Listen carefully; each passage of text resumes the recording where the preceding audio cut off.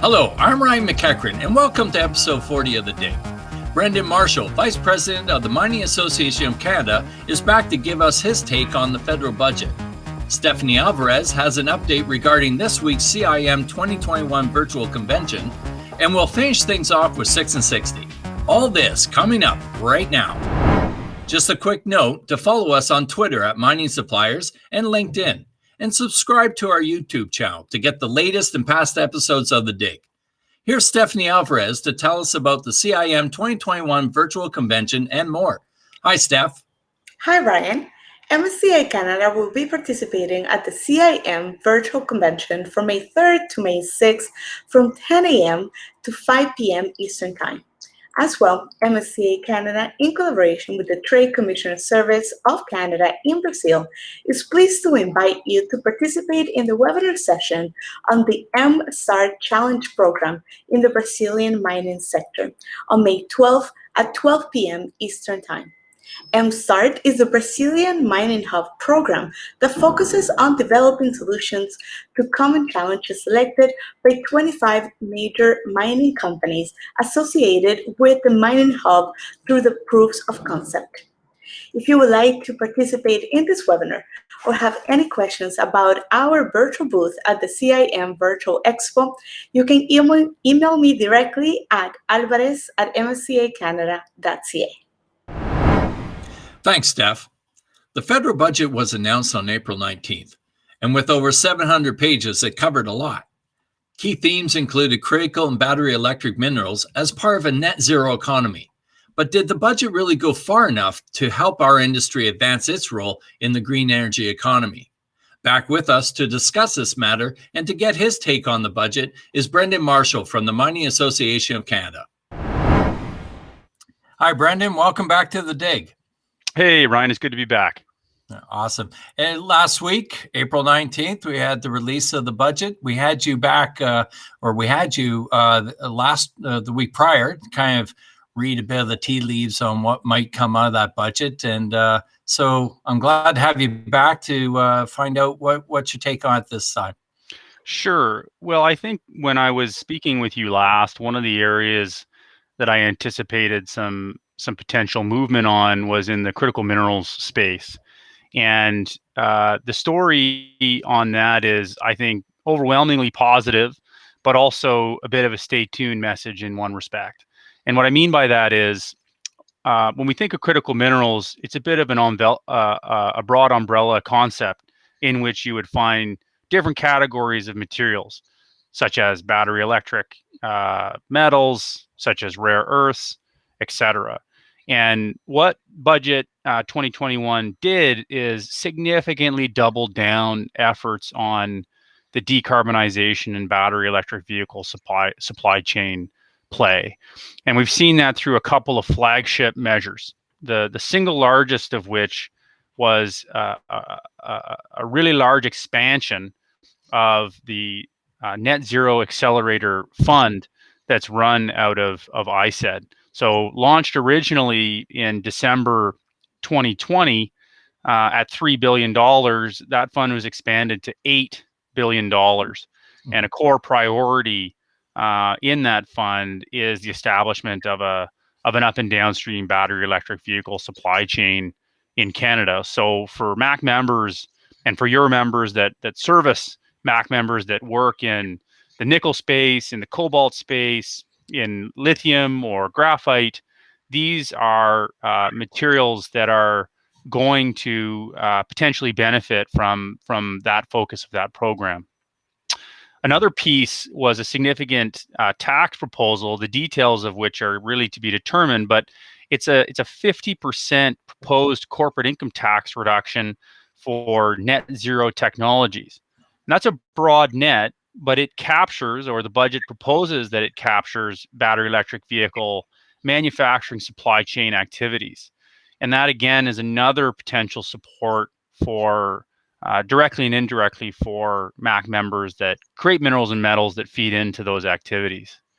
Now, I'd mentioned that there was a bit of a stay tuned piece as well, and that's more on the rare earth side. And when we last met I think I told you that we anticipated a bit more in the budget in that area than actually materialized. Now, while we were a little disappointed about that, we're also understanding that sometimes these measures take time. We certainly don't view this as a missed opportunity. We more view it as a more to come in the future. So overwhelmingly a positive budget, I would say, on the critical minerals side, but also some pieces that are yet to come. Right. And just maybe just to zone in on the tax part, do you see that could be a signal to, what I would like to see is one of these large anchor companies come into and set up shop in Canada, specifically with the battery manufacturing piece. Do you see that's what that could possibly do, or is that something you'll be looking for as well? I think that's very much potentially in scope. Like I said, oftentimes the devil's in the details for these kinds of programs. But if you take an example of one of your members, like McLean Engineering, that's making battery electric vehicles for the mine site, that's a net zero technology. So it's a very strong potential benefit for supply side firms who operate in that net zero space to have a significant benefit to expand their businesses and roll out more of those technologies to mine sites where possible. So a lot of potential opportunity there, and obviously something we're going to be keeping our eye on closely going forward. Right. And the other piece I was kind of looking for, and it's a big document. We know it's not easy to kind of put one of these things out, especially 2 years in the making, and potentially in an election year. But with regards to critical minerals, do you think the government signaled enough for them to truly understand what it takes to speed up, or I don't know if that's the right word, but to develop these deposits and in a timely manner? So, look, there's a variety of different variables that come to bear on that question.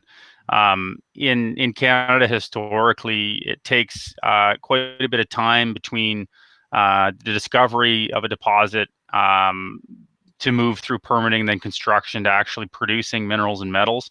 My sense is that timeline is not something that the budget spoke to directly. I think the strategic play in the budget is to get the wholesale BEV supply chain up and running, and once established, that in and of itself will have a significant pull to bring more investments into Canada in the mineral and metal space. Because at the end of the day, there is a market pull factor for this type of supply chain, and if we've captured market share through the establishment of it, then there's a bit of a pull ongoing to make sure that each of those pieces of the supply chain gets sustained. Right. And one of the pieces that at least they did put out there was a focus on infrastructure, which we know in our space this would significantly change the economics of some of the projects depending on where their location is. We've seen the development of excuse me, infrastructure banks in the past, and I'm just wondering, will what they have focused on the north going to be enough for us as well?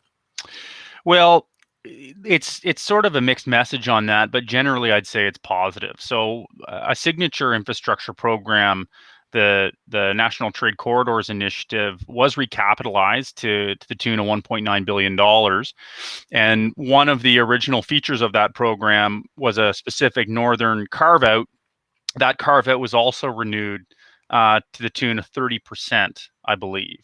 And so, again, that's something that MAC had advocated for initially, and it's also something that we advocated for being renewed.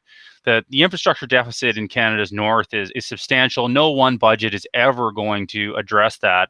But what I do like seeing is consecutive budgets renew those policies that have dedicated envelopes so that the infrastructure deficit in the north can be addressed over time. The reality is it's the only way it's ever going to be addressed is through concerted, regular investment that that brings it down. So that's a positive in my view. Right. Well, it's certainly one budget that it was nice to see the word mining and minerals in it so many times. I can't remember a budget that actually did that. It's been a long time for it. So are there any other things that you would see would be of benefit for people to take note of on this budget? Yeah, for sure. So there was also a specific set of investments specifically in critical minerals, battery technologies, and center of excellence to the tune of about $50 million over the next few years. Those are welcome first steps in advancing knowledge and know-how in the processing and manufacturing of critical minerals to feed into the battery supply chain. And so those initial investments are pieces that we anticipate to not only be renewed going forward, but also be expanded well into the future. And that dovetails with that comment that I made earlier about rare earths. We see a small initial commitment in this space, but it's one that we anticipate to grow. Overall, the budget was, I would say, quite positive for mining, but it also signaled that there's more to come in this space. So again, a stay tuned message for the viewers. Right. Okay. Sounds good. Well, Brendan, I really appreciate you coming back and giving us your take on the federal budget. And like I say, I guess it's a stay tuned kind of situation. So thanks again for being on the day. Hey, my pleasure. Now it's time for 6 and 60. Let's take a look at the biggest stories affecting the mining industry today. Agnico Eagle and Yamana Gold see potential expansion of their co-owned Malartic gold mine after a recent drill hit suggested a potential extension of the East Goldie Zone. Barrick seeks arbitration over a Senegal tax claim worth over $200 million related to the sale of its stake in the Massawa Gold Project, now owned by Endeavour Mining. The Financial Times cited Ragnar Udd, president of BHP Minerals Americas, stating proposed mining tax hikes in Chile may turn away foreign investment and eventually hurt the Chilean economy. Supply chain analyst Panjiva stated the cutting of steel tariffs by the Chinese government could cause prices to increase on U.S. steel exports. First Majestic Silver has completed its acquisition of the Jarrett Canyon gold mine in Nevada from Sprott Mining. And finally, according to Reuters, the Tahltan First Nation in BC said they are unlikely to support Newmont's Tatoga Gold Copper Project amid concerns the mine will disrupt activities of nearby residents. And that is your 6 and 60. That's it for this week's episode. I'd like to thank our guest, Brendan Marshal. And you can follow us on Twitter at Mining Suppliers and LinkedIn, and subscribe to our YouTube channel to get instant access to the latest episode of The Dig. Thanks for joining us. Until next time, I'm Ryan McEachran. Take care and stay safe.